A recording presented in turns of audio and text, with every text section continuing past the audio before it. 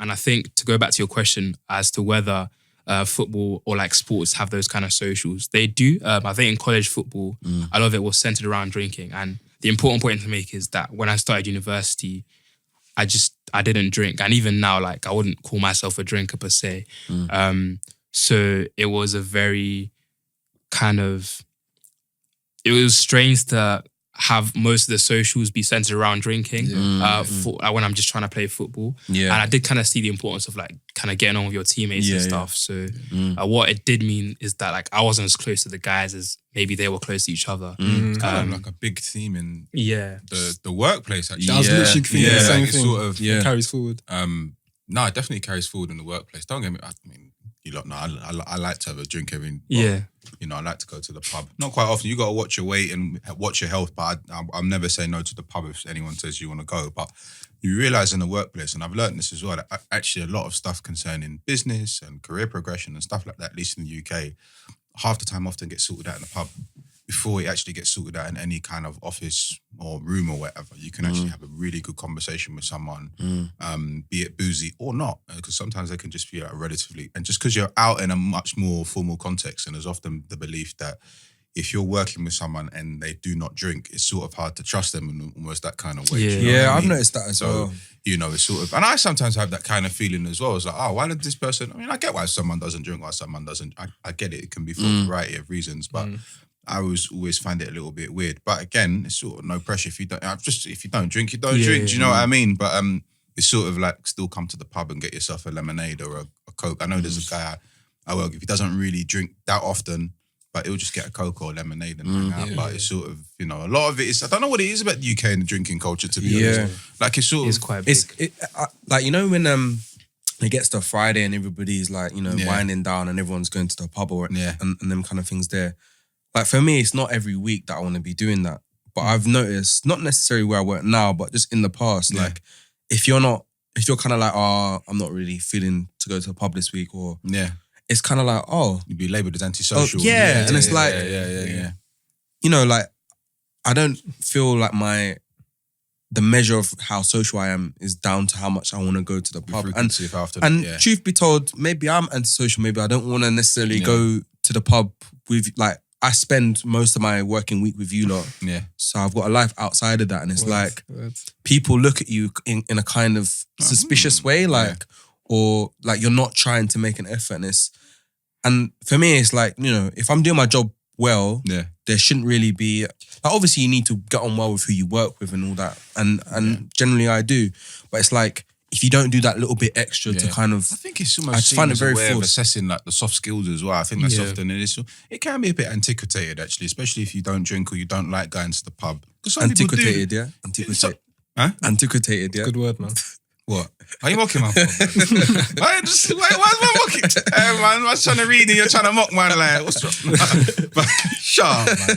But no, I mean, don't get me... If you like it, cool in it, but if it's not your cup of tea, then it's quite difficult, the system that you're in. Do you know what I mean? And I do feel in a weird way that Cambridge does help you for that. Yes. It helps you very well to understand, listen, this is how you get stuff done. And formal halls, they're debauchery aside, like the kind of formal swap where you have to meet someone you've never met before and you have to be able to talk to them. It helps you kind of learn, if you want to anyway, unravel. I'm not saying it's a positive overall. I'm not necessarily the biggest fan of drinking societies, but things like the formal swaps, there's a usage there in terms of that kind of soft skill that it gives you if you can apply yourself in that. Do you know what I mean? I'm trying to extract something good here out of it. No, but you know what I mean? So, you know. I think what it is that whole sort of Cambridge and Oxford environment is very much the blueprint of the corporate spaces that you'll find yourself in later on down the line. I'm not saying these corporate spaces are full of debaucherous people.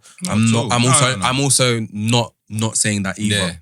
Like, but debauchery does happen. No, but it's a blueprint, right? So it's almost like, I don't know if you've gone to any if you've done the whole career fair yet, if you've done any of that stuff.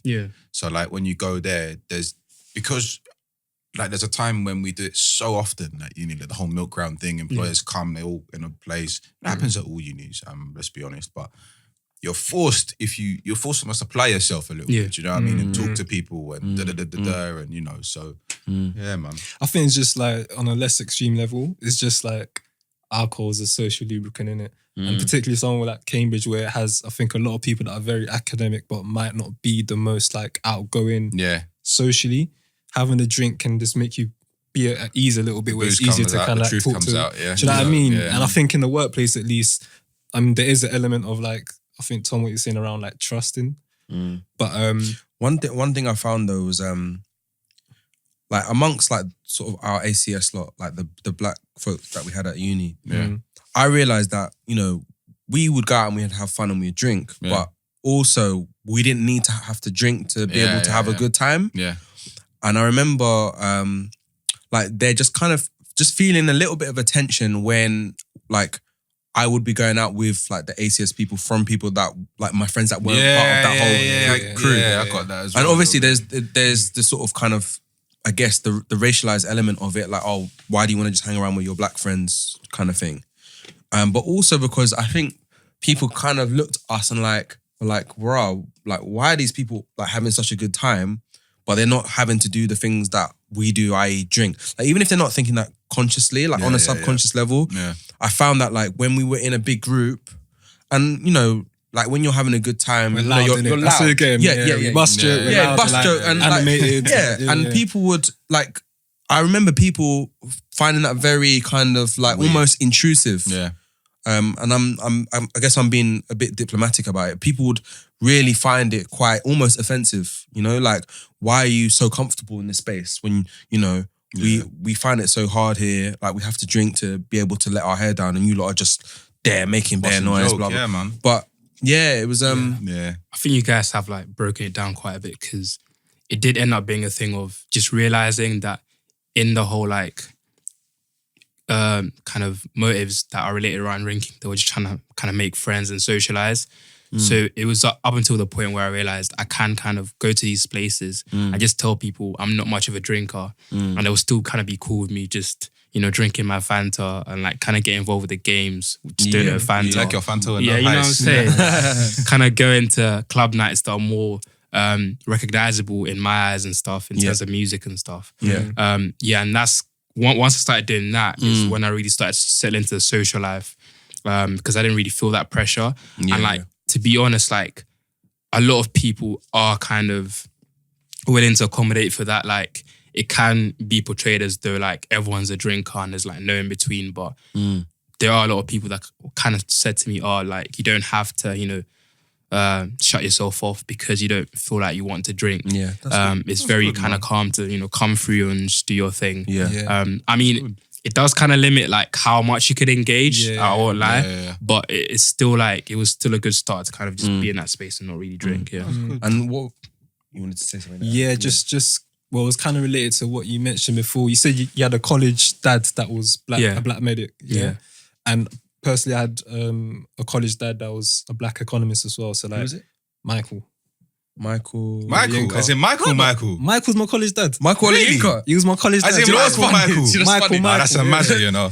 In my head, like, it's almost as if like you would be the college dad and Michael would be the the college son. At times, it was like that all life. As in Michael, he was my college dad, innit? So, okay. I was gonna ask you, just because I think that was like a big thing for me because he reached out to me on Facebook prior to me actually coming, and knowing that there was a black guy he's from Manchester, innit? But obviously he's still from like an urban environment, he's Nigerian, whatever. Yeah. He can kind of like in some ways take me under his wing and like show me, okay, boom, this is how you should maneuver this as. You know what I mean? A questionable wing at best, but anyway. I mean, on the social side of things, it's fun, innit? Like he's a fun guy, whatever. But we've all matured since Cambridge, man. Yeah. Do you know what I mean? Shout out Michael, you get me? But I wanted to say, in your experience, what was it like having a college dad that's black and... So it's similar to you actually. He did reach out on Twitter before I got there. Yeah. So that really eased me because he's not just like black and a medic. He's also like Ugandan as well. Okay. He's half Ugandan, half Jamaican. Okay. Alright. Sick. Yeah, so it's really nice. I actually have 2 college dads. So he couldn't get college married quick enough, or like there was some... I'm talking about Ollie, by the way. Shout Ollie. So he couldn't get college married, so he kind of just ended up doing like a partnership with his friend, innit? Okay. Who's his name's Kevin, and they're both from London. Kevin isn't black, but you know he's kind of like from ends, and so it was very good, like just to have. I mean, I didn't really rely on it as a safety net, like, and I didn't like make it my only avenue for friendships and interactions. But it was very nice to kind of know that like he's done my course. Yeah. He's done my course as a black man. So like if it really gets to a point where I feel like that's impacting on my experience, I can have those conversations with him. Like thankfully, it wasn't like very often that we had to have conversations along those lines. But yeah, it was very good. And like particularly being, I think, right now the only black male in my college in my year. It was a very good avenue. Yeah. Nice. And then I think, like, how was your first year of studying? Just want to see how, you know. And did you go to Adam Brooks much and stuff, and you have to study there or not? Not yet. There was like an introduction lecture there. I think that was optional. Adam Brooks is the hospital, by the way, because obviously our young king here is a medic. So yeah, just how was like the studying? How was like the pace of learning? Was it different to A levels? And just let's talk a little bit about that and the kind of, you know. Yeah, that's a funny thing because I was actually back at my old school yesterday and I was doing like a Q&A panel for like prospective Oxbridge applicants. Shout your old school again? Yeah, Brampton. You know, did even better this year. Quite a few people coming through. So, you know, it should be a good experience this year. But someone asked me yesterday whether Brampton or Cambridge was harder. And it was a fair question, I think.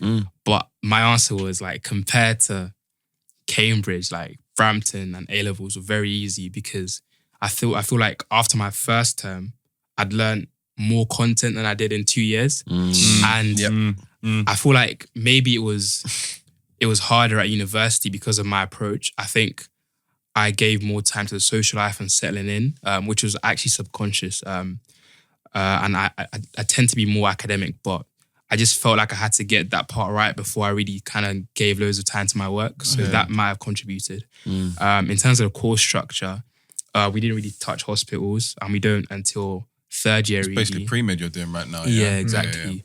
I think there's like some hospital placements early on next month, but they're not really serious and they're not kind of going to form the main part of my course. So yeah, it was a lot of science. And actually, some of the lecturers we had were the same lecturers as the natural scientists. So that's just like a credit to how much detail they go in, even for the medics. And to some extent, that was very annoying for some people because obviously most medical students are studying the course to be doctors. And like some people hadn't kind of grasped the reality of Cambridge in that it's very academic and it's very detailed. So what kind of modules would you be doing as part of the kind of the natural science? So we had physiology with them. Which was, I mean, we kind of had more human physiology, but you know they approached it more holistically. When you say physiology, I'm very I lay when it comes to these things. So what is physiology? Okay. You're reminding me of DJ Envy on Breakfast Club. For those of you that don't know. No, but honestly, I'm not even gonna front. I don't I have an idea of what it might be, but I would be lying if I say for certain. This is tricky. I'd say physiology is like systems. In regards to the human body, it's like the circulatory system, respiratory system, exactly. System, all of them things there. That kind of thing. Okay, cool, got you. Yeah, exactly. You actually just named like 3 of my modules, like respiratory, endocrine, cardiovascular. Yeah, exactly. So it was just kind of seeing how those work in relation to the body, and it was quite, I think, logical as well. So a lot of the time we're relating it to maths and kind of seeing how, for example, the flow of blood relates to like a pressure gradient. That's kind of very physics and stuff. The other 2 modules were anatomy and biochemistry, which were a bit more medical. But even biochemistry, I think some of the natural scientists had as well. So yeah, it was very academic, and in every subject they kind of go into an expert level detail. Like for some context in anatomy, what we learned in first year anatomy, an actual surgeon who's training to qualify only needs to know 30% of that detail. Oh, really? Yeah. So because we had some junior surgeons as our demonstrators, and they told us, you guys are learning way too much. I need to know 30% of this. Like obviously they learn a bit more to teach us, but it was crazy to to have to learn all of that. And I think in the early stages, you kind of fight with yourself internally and you're just wondering how you're going to get to a point where you know like enough to do well. But in the end, you know, like by the grace of God, I got a 2-1. Well done. So, you know, I left it late and I fought it, but I came through, and I think in terms of going into second year, I have to kind of spread my workload a bit more. And that should be good. Oh, but it sounds like you balanced the year out Yeah, quite well. Do you know what I mean? You studied and you had fun. you cracked it, man. Do you know what I mean? So, do you think? I don't know if things have changed, but I know when you get to the time where you want to do like the kind of the actual postman or like the actual medical stuff in the latter years of your degree, you can choose to be in Cambridge or choose to be out of Cambridge. I don't know if that's changed. And do you think, given how you feel about Cambridge right now, that you're going to stay in Cambridge for the remaining 3 years? Still, man. No, but it's it is a valuable question. About it, do you know what I mean? So in terms of clinical years, they don't give you the option anymore. You used to have the option. Yeah, exactly. A lot of people. Yeah, Bedford to Imperial. You have to stay in Cambridge for the 7 years. 6 years. 6 years. Wow.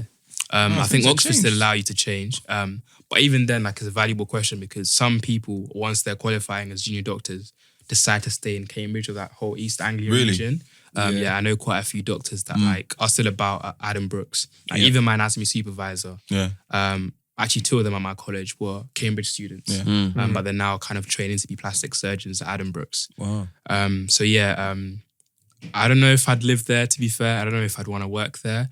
I feel like my whole experience with Cambridge, I'd rather it be like academic. I know some people even like to get just married for uni there. and really. Some people get married at your college. Yeah, some people do that a lot. Like I'll be walking to lectures and apparently people are setting up for weddings and all that stuff, particularly in the summer term. I think I want to keep my experience of Cambridge exclusively academic. Like I respect the institution and stuff, but I don't know, like if you want it to be like that much a part of your life. Exactly. Because I know some people that, still supervising there and they'll just be telling you stories about how they went there and all that stuff. Like, I don't want it to be, that much. Prolonged. Yeah, you don't want to peak at Cambridge. Yeah, exactly. I'm not saying that that's what your supervisors are. but. No, but you know them ones where you hear like people tell you stories of the elders that tell you stories of when I was dating this and this and this, but they plateaued. You see their life, you're like, bro, no, but you know what I mean. You're laughing because you know it's the truth. Like, there's life beyond Cambridge, and that's part of the reason why we do this podcast and why it's called Over the Bridge as well. There's there's life after. There's life past Cambridge, but I'm glad that you're having such a good time there, man. You are having a good time, right? Yeah, no, definitely. I think I've said into my social life, like I have my guys, shout Isaac, shout Amin. Like friends that I really go to, just have a good time. And like, even then, like, I'd say my friendship group is constantly growing because I've reached a point where like, I don't mind engaging with people in the space and like, I feel very comfortable in the university. Would you say, because like, at least for me, I felt like what made it easier for me is that I somewhat found somewhat of a core group quite early on, part of that from the ACS, part of it from my college.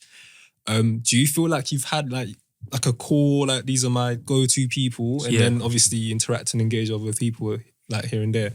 Yeah, I think my first kind of line of friendships and like the first few people I interacted with was the Clare medics. Okay. So like Boomy, Jacob, like Jacob's ended up being a really good friend of mine in like college. And we kind of like share classes and labs. And I think, that was like a good thing because if those people weren't kind of cool to be around, then it would have been a very kind of awkward experience because 6 whole years with them, it would have been very sticky. But no, they're very blessed people, all the Clare medics. Nice. But then even ACS, I think, has provided a very good avenue for like making friendships. Yeah. And I think one thing I do want to say is like, for any incoming like African Caribbean people, like just because everyone in ACS is black, like doesn't mean they're going to be your particular friends. Like I feel like you guys like even have had experiences where like you interact with someone in ACS and it doesn't form like the best of interactions like compared to someone who's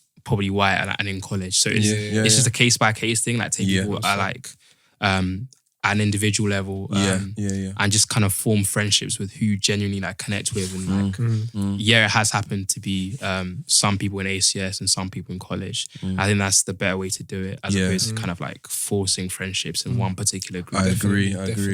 Yeah. Like some of my best friendships are in college, but then at the same time, like a lot of my really, really good friendships also came from ACS. It's funny, it was like the friendships that I made at Cambridge, I think that was the first time in my life where I really felt a sense of belonging. Yeah. Because I was around so many like-minded people. Yeah. Particularly with my black friends at Cambridge, because it was like before that, the school that I went to, like we talked about, like there weren't many black people there. And then sort of like in my kind of like family and like family friends environment, I was like the private school kid that also didn't really kind of vibe well with. Yeah. Not that I didn't vibe well, but I was always kind of like slightly different from some of my family friends and my family, because some of my family, some of my cousins went private school as well. But it was like at Cambridge, it was like, yeah, like I'm around similarly like-minded people that kind of get where I'm coming from a bit more. And it felt like the first time in my life, it was like, okay, yeah, like I can really identify with these people. And like with your experience, because I've kind of noticed it, but like I don't know what I've noticed, but I've noticed there's like a difference in how like a black person coming from a private school and then going to Cambridge interacts with the whole university. Like how was your experience in particular? Do you think that kind of changed it compared to like a black person coming from a state school? I think so, yeah. But I think it's more like, having gone to a private school just basically prepared me for what was to come. Yeah. So not to say that like all the microaggressions and all that stuff, not that it didn't bother me, but it also didn't shock me or surprise me because I'd already done 7 years of that at my secondary school. So yeah, like when little things, I say little things, when things happened, like for example, not being allowed entry into a college. Yeah. Like I immediately know the reason. And like it was annoying, like I was pissed off, but I'm like, you know, I've had this kind of thing before. Like I've faced rejection based on the colour of my skin or what I look like or what I sound like. That's just been a natural part of my academia. So it's like something that I just kind of, it's almost like the two come hand in hand. Or like, for example, like knowing how to kind of just, I don't know, shrug off those microaggressions and like knowing when to fight your battles. Like for example, one of the more senior members of my college, well, it was the college master. Yeah. He's not the college master anymore, so I won't drop his name, but because he was a linguist, we always used to sit on the high table. Yeah. The high table. So I can't remember what, it was relatively early on, but there was a bop after this formal dinner. Yeah. And he was like, I bet you're looking forward to that. I know, you lot or your people, know how to dance well or something like that. Yeah. And in my head, I'm just like, what do you mean you people? Yeah. But it was funny because I've said this story before, but my college wife was next to me and she's a white girl, but like she's obviously very socially aware. Yeah. And she was just like, she was switching. She was like, what's he? Yeah. And I'm just like, Ellen, chill, like, it's all right. Like, he's an old white Cambridge master, like I'll just pick my battles. Because in that time and space, like I was just like, there's no real, like I'm not gonna change this like 70-year-old man's mind about, so I just kind of like, that HaHa Adams meme, like when he's like, like that. I was literally like that. But yeah, I feel like it just kind of prepared me. Like I remember seeing like there were certain guys around, certain black boys around, and like I could see that the whole experience was having an effect on them. Yeah. And I was like I can relate. Like I know what that feels like, but also like just hang in there, because it's like what we get out of this. Well, I mean, we even debated this in our first episode, but I felt like what we get out of this will be worth this struggle. Like, and just look to the people that you can actually vibe with and, who you can identify with to get you through it. And like, even me, like I said, it wasn't that much of a shock for me, but having the ACS and having like my black friends around me, that really, really helped. And that's not a disservice to, my non-black friends, my white friends at college or whatever, but there's certain things that you can discuss with and relate to with, your black friends that are going through it. I remember your college friends, like, they can't. I met my, it's interesting you mentioned this. I met my, basically throughout my like 3-4 years there at Cambridge, I had like the same next door neighbours. So it was one white guy from Newcastle, Indian guy who was from Nottingham, and then a Jewish guy from, not Golders Green, but sort of further up, like North London, like Boreham Wood. It was like the four of us used to hang around each other, and it was just randomly placed there. But we've spoken, we kind of, we keep in touch, and now we meet maybe just because life goes on, you get a bit older, we meet maybe 3 or 4 times a year now, and we sit down, and typically it's like a couple of pints in the pub, and then we go to a Nando's, and it's always just been that way since graduation.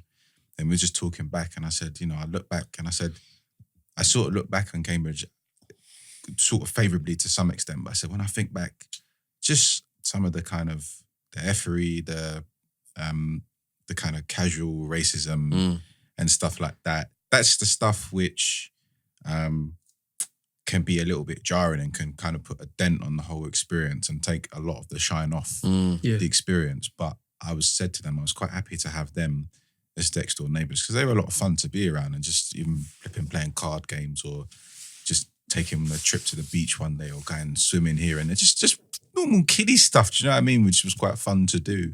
I ended up doing, but yeah, I had I've met a good set of people in the ACS as well as out of the ACS as well, and even some people who studied on my course as well. To a lesser extent, I think the course thing, but even then, there's still people that I talk to that studied my course as well. So you meet people from all sorts of walks of life, I think, and that's the interesting thing.